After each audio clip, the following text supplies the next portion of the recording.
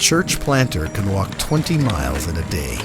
Give him a bicycle and he can go 3 times as far and be 3 times as effective.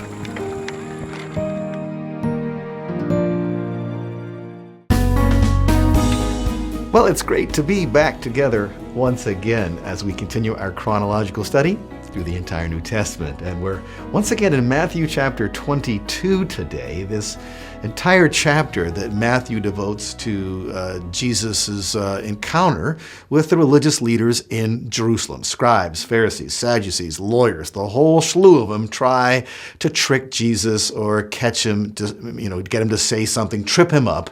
And they have an ultimate goal. They'd like to see him discredited and ultimately destroyed.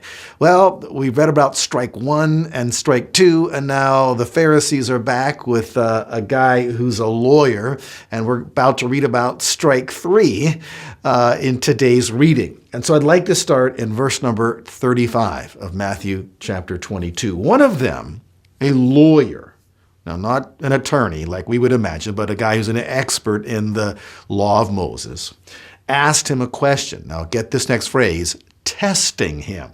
So this is not a question, that has any other motive than just to try to trip him up and discredit him in front of the public. Here's the question, verse number 36. Teacher, which is the great commandment in the law?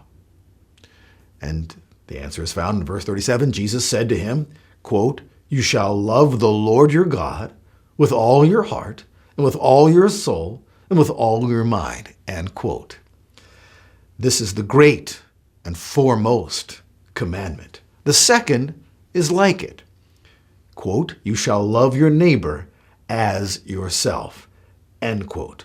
On these 2 commandments depend the whole law and the prophets. Well, that's astounding. And that is so helpful to us as we try to work out our relationship with the Lord. A couple of thoughts come to mind.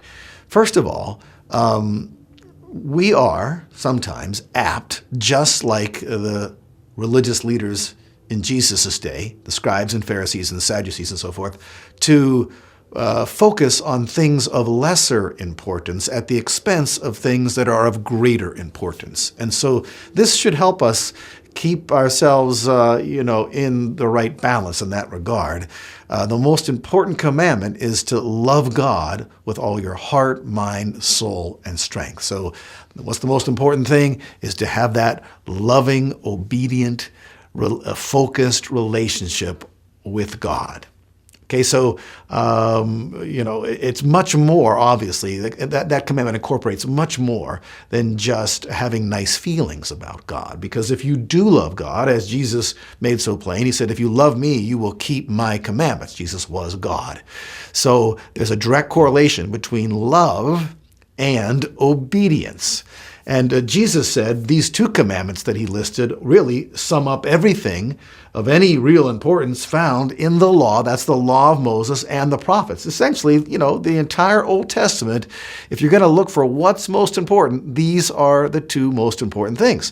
The second one, love your neighbor as yourself, that supersedes every other commandment in the Scriptures except the foremost commandment, loving God with all your heart, mind, soul, and strength. Well, obviously, if you love your neighbor as yourself, that implies more than just having nice, fuzzy feelings about your neighbor. That includes how you treat your neighbor, your actions towards your neighbor, your words towards your neighbor, and not just the neighbor on either side of you in your neighborhood or across the street.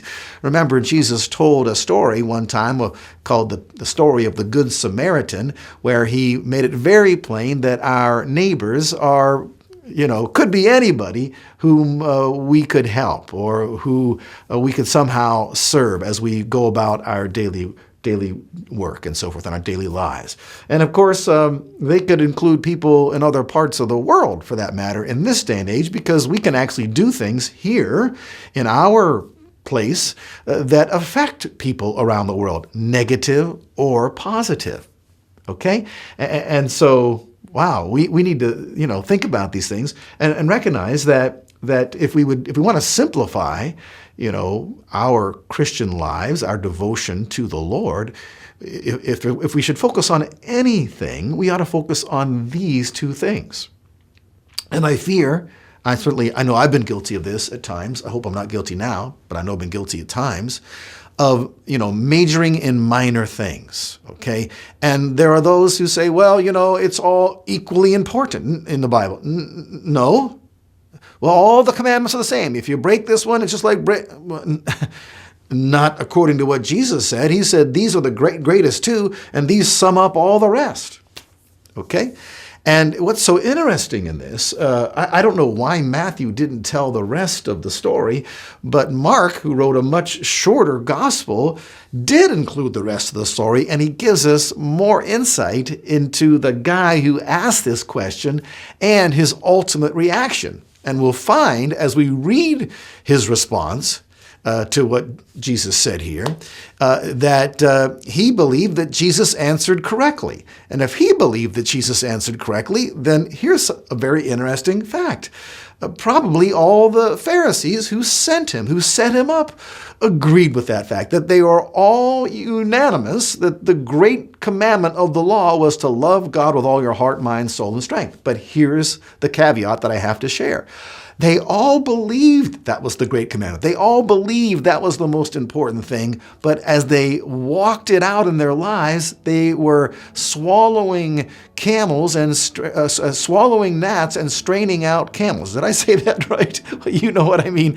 Anyways, they were majoring on minors and minoring on majors, and Jesus rebuked them that. In fact, when we get into the very next chapter, it's an entire chapter on Jesus' lamentation and his denunciation of the scribes and the Pharisees. And one of the things he nails them on is that very thing. Yet they all knew the most important thing was to love God with all your heart, mind, soul, and strength. Okay?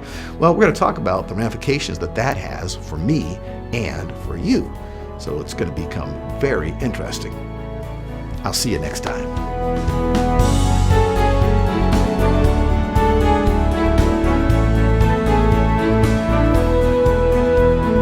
HeavenWord 7 is made possible by the financial support of viewers like you. Thank you.